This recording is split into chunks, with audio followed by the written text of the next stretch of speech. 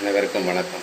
ரத்தம் மூலம் ரத்தம் போகுதுன்னுவாங்க, பாத்ரூம் போகும்போது வலிக்குதுன்னுவாங்க. அது ரத்தம் மூலம்னு சொல்லுவாங்க. அது குணமாகறதுக்கு நாகப்பூன்னு ஒன்று இருக்குது. நாகப்பூக்களை வந்து வெயிலில் உலர்த்தி நிழலில் உலர்த்தி அது பொடியாக்கி வச்சுன்னு அது கூட வெண்ணெய் சேர்த்து சாப்பிட்டு வந்தீங்கன்னா, ஒரு வாரத்துக்கு சாப்பிட்டு வந்தீங்கன்னா ரத்தம் மூலம் சரியாகும்.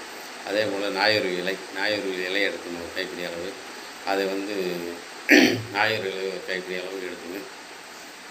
கைப்பிடி எடுத்து நல்லெண்ணெயுடன் கலந்து அரைச்சி சாப்பிட்டு வந்தீங்கன்னா சீக்கிரம் சரியாகும். அதே போல் நம்ம வந்து ஒரு கைப்பிடி அளவுக்கு பிரண்டை குளிர் தண்டை எடுத்துக்கணும். அது பிரண்டை வேர் ஒரு கைப்பிடி அளவுக்கு ஒரு பிரண்டை வேர் எடுத்துக்கங்க. ஒரு கைப்பிடி அளவுக்கு வந்து துத்தியினுடைய வேர் எடுத்துக்கணும், பவுடர் ஆக்கிக்கோங்க. அதே போல் ஒரு கைப்பிடி அளவுக்கு வெந்தயப்பொடி, ஒரு கைப்பிடி அளவுக்கு கடுக்காய் பொடி, ஒரு கைப்பிடி அளவு நெல்லிக்காய் பவுட்ரு, இது எல்லாத்தையும் கலந்து தேனில் கலந்து சாப்பிட்டு வந்தீங்கன்னா ஓரளவுக்கு ரத்த மூலம் குணமாகும்.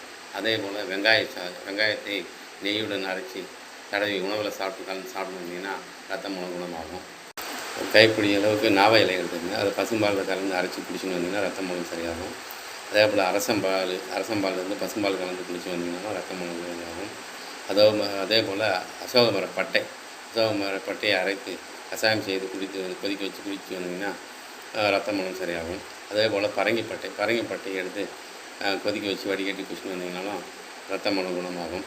அதே போல் அதிமதுரை பொடி கலந்து குடித்து வந்தீங்கன்னா வெந்நீரில் கொதிக்க வச்சு அதிமதுரை பொடி கொதிக்க வச்சு வடிகட்டி குடிச்சு வந்தீங்கன்னா ரத்த மூலம் குணமாகும். அதே போல் தனியாவோட கல்கண்டு எடுத்து கொதிக்க வச்சு குடிச்சு வந்தீங்கன்னாலும் ரத்த மூலம் குணமாகும். அதே போல் ரத்தப்போக்கு டேட் ஆகும். பெண்களுக்கு ரத்தப்போக்கு நிற்காது. ஒரு வாரத்துக்கு ஒரு 5 நாள் நின்று 3 நாள் 5 நாள் நிற்காது. 10 நாள் 15 நாள் வரைக்கும் போகும்.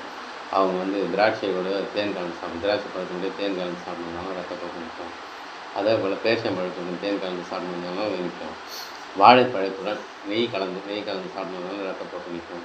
அதே போல் லவங்கப்பட்டை கொதிக்க வச்சு வடிகட்டி தேன் கலந்து சாப்பிட்ணுன்னாலும் ரத்தப்போக்கு நிற்கும். அதே போல் ஆடாதோட இலை கொதிக்க வச்சு வடிகட்டி அதில் தேன் கலந்து சாப்பிட்ணுன்னாலும் ரத்தப்போக்கு நிற்கும். அதே போல் காது கேட்காத சில பேருக்கு அவங்களாம் வந்து லவங்கப்பட்டை எண்ணெய் 2 சொட்டு காதுகளில் நைட்டில் விட்டு வந்தீங்கன்னா காது நன்றாக கேட்கும். அப்படி காது கேட்காதவங்க வந்து தூதுவளையுடைய பூக்கள் தேங்காய் எண்ணெயில் விட்டு கொதிக்க வச்சு வடிகட்டி அந்த எண்ணெயை 2 சொட்டு காதுகளில் விட்டுனாலும் காது கேட்கும். அதேமாரி ஜுரம் அடித்து காது கேட்காத போயிடுவாங்க, எடை குறைஞ்சிருவாங்க. அவங்களாம் வந்து காளான் வந்து சமைச்சு அடிக்கடி சாப்பிட்டு வந்தீங்கன்னா ஜுரம் அடித்து எடை குறைஞ்சவங்க எடை ஏறுவாங்க. காது கேட்கும் திறனும் நன்றாக கேட்கும். நன்றி, வணக்கம்.